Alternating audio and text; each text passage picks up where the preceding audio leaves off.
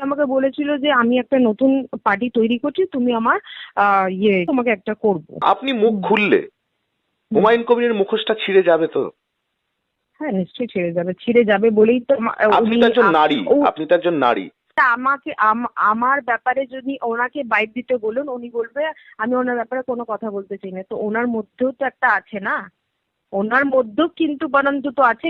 কেন আমার নামে বলছে না, কেন আমার নাম হাঁটালো? ওনার কাছে উত্তর চান, উনি উত্তর দিতে ও ভয় পায়। বেকজ আমি হ্যাঁ ভয় পাই, নিশ্চয়ই ভয় পাই। যদি ভয় না পেতো আমি যেমনি সিনা টেনে বলছি, ওনাকে বলতে বলুন আমার কি ভুল ছিল। আমার সাথে আমাকে স্পেস বাইটে বসান, আমাকে ফেস টু ফেস বসান। আমি ওনার থেকে উত্তর নিতে চাই যে আমাকে কি কারণের জন্য বেজ্জত করা হলো, ওয়াই। একটা মেয়ের ওপর আঙুল তোলা, তাকে জানেন না, আপনি বলছেন আমাকে চেনেন না, জানেন না, হোয়াট এভার। এখন কেমন লাগছে? এখন কেমন লাগছে আপনার? ভগবান বলেছে যে ভগবানের কাছে দের আছে, আন্ধের নেই, অন্ধকার নেই কখনো। তো আমি হচ্ছে সবুর করেছি, আমি হচ্ছে চুপ ছিলাম, ওই জন্য ভগবানের মার দেখাচ্ছে। আমি যদি বলতাম সেই জায়গাটা আমি খারাপ হয়ে যেতাম, কারণ উনি আমার নাম তুলেছেন, তো ওনার নামে যদি আমি কিছু বলতাম সেটা এগেনস্টে হয়ে যেতাম। তো ওই জন্য ভগবানের ওপরে ছেড়ে দিয়েছি, ভগবান যা করবে সেটা দুনিয়া দেখছে, আমার জবাব দেওয়ার দরকার নেই। আপনি ভগবান আসল যেটা জবাব সত্যিগুলো দিচ্ছে সেটা সামনে দেখছে। আনলে আপনার ওপর কোনো হামলা হতে পারে, আপনাকে টার্গেট করা হতে আমাকে পারে, তো এটাও কি রোজই আপনি ভাবেন? Every every 2 day 3 days hours পর পরই আমাকে ফোনে ধমকি আসতে থাকে, আমাকে কিছু না কিছু উল্টো পাল্টা কথা বলতে থাকে, আমাকে ট্রোল করতে থাকে। তো আমাকে ডাজন্ট ম্যাটার। দেখুন, ওপর ভগবান আমাকে এই দুনিয়াতে এনেছে, আমার মা বাবা আমাকে দুনিয়াতে এনেছে। তাছাড়া আমার যদি এতটুকু আয়ু লেখা থাকে আমি অতটুকু আয়ুতে বাঁচতে পারবো। হুম, যেই লোকটা এই জিনিসগুলো করলো সেই লোকটার হুম, মুখোশ রয়ে যাবে, এটা কি আপনি মেনে হুম। নিতে পারবেন? আমি তো আমার ক্যারেক্টার দেখাবোই, তাতে আমাকে কে ভালো বললো খারাপ বললো ডাজন্ট ম্যাটার, সেটা আমাকে ম্যাটার করে না। আমার মা বাবা আমাকে খাওয়ায় পড়ায়, আমি নিজেকে নিজে খাওয়ায় পড়ায়, আমাকে তো পাবলিকরা খাওয়াচ্ছে পড়াচ্ছে না যে আমি নিশা, তাদের আপনার উত্তর একটি দিতে যাবো। ক্যাফে আছে যদি আমরা ভুল না হুম। বলি।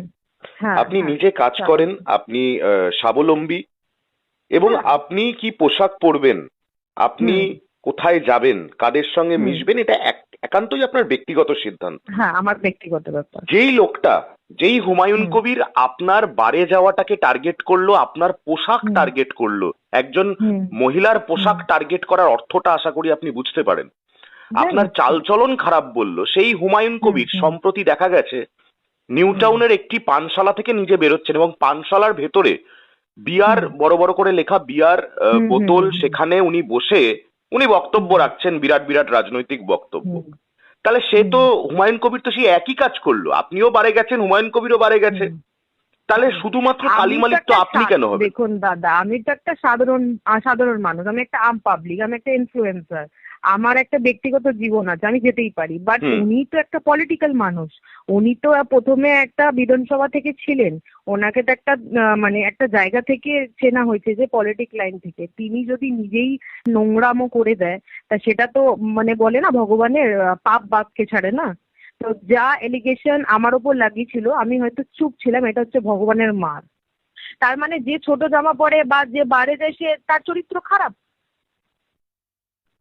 এটা কোথাও কি লেখা আছে? কোন সংবিধানে লেখা আছে যে মেয়েরা বারে পাবে যেতে পারবে না? তাহলে বানিয়েছে কেন? রুল কেন দিয়েছে? তাহলে মেয়েদের যাওয়া এন্ট্রি করা বন্ধ করে দেওয়া উচিত।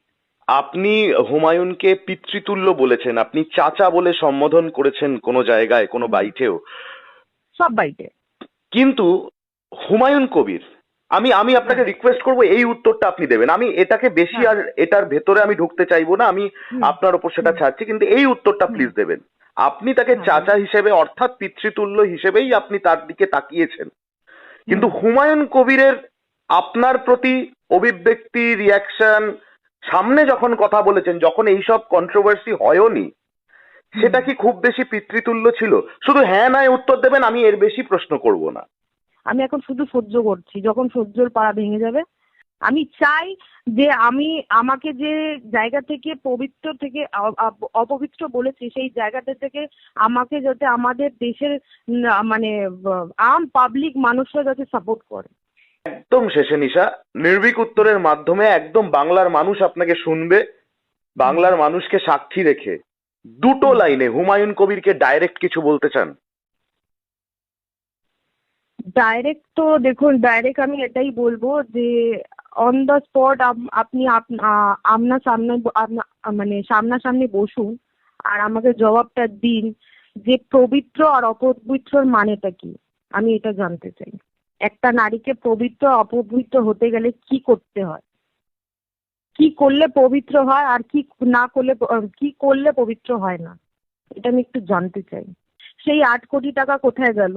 সেই 8 কোটি টাকা কি বাবরি মসজিদের মাটিতে গেল, না রাজনীতি, এত যে রাজনীতির যে স্টেজ তৈরি হচ্ছে সেই টাকা সেখানে যাচ্ছে?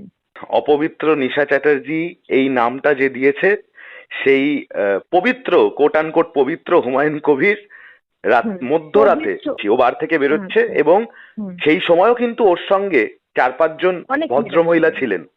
ইয়েস। আপনি সাবধান করবেন না? প্রয়োজন ফুরিয়ে গেলে ও মানুষকে অপবিত্র ট্যাগ দিয়ে দেয়। আপনি আপনার কোনো বোনেদের অসুবিধা, বলবেন না যে এই লোকটার থেকে সাবধান হতে?